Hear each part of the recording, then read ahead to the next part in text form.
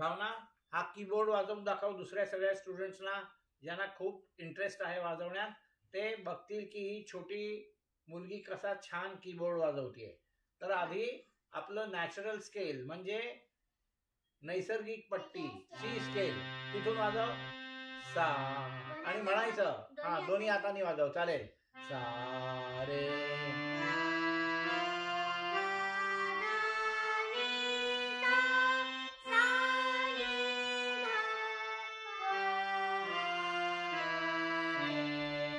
Very good.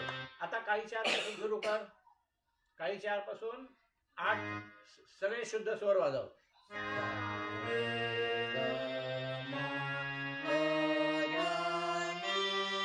ये मागे.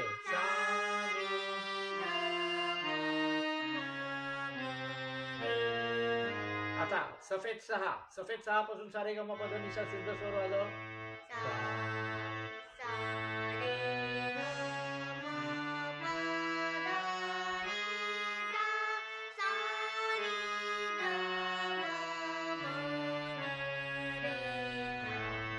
आता काळी 5 पासून म्हणजे त्याला काय म्हणतात, काळी 5 ला काय म्हणतात, ए शार्प स्केल. ए शार्प स्केल. ए शार्प स्केल मध्ये वाजव सारे गम पद आणि सा.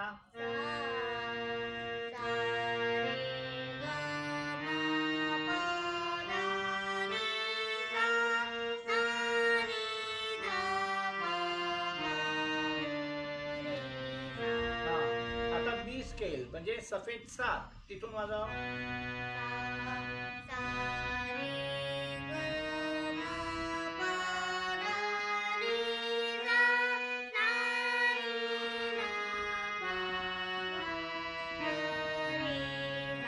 बरोबर. आता सी स्केल. सी स्केल म्हणजे सफेद 1 नॅचरल स्केल नैसर्गिक पट्टी. चल.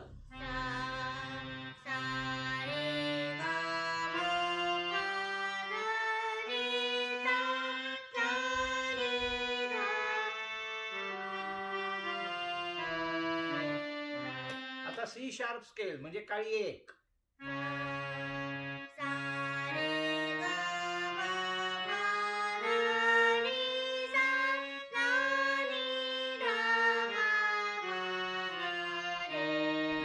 गुड. आता डी स्केल म्हणजे सफेद 2.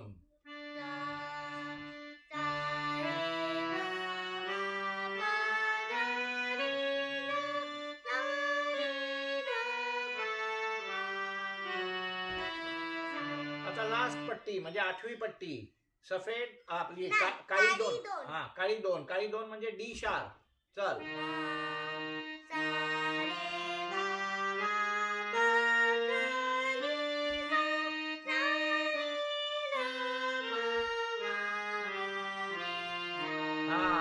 आपण काळी 2 पर्यंत का प्रयत्न करतो, कारण काळी 2 मध्ये तुम्ही जेव्हा काळी 2 मध्ये तू हे मध्य सप्तकातला काळी 2 सा, तर हा सा रे ग म वाजवत तू जेव्हा हा तारसप्तक घेतेस तेव्हा हा पूर्ण आपल्या थ्रोट मध्ये जे रीड्स आहेत तो अगदी वरचा सूर सुद्धा बरोबर लागायला लागतो. आलं लक्षात? Very good. अशीच प्रॅक्टिस चालू ठेव.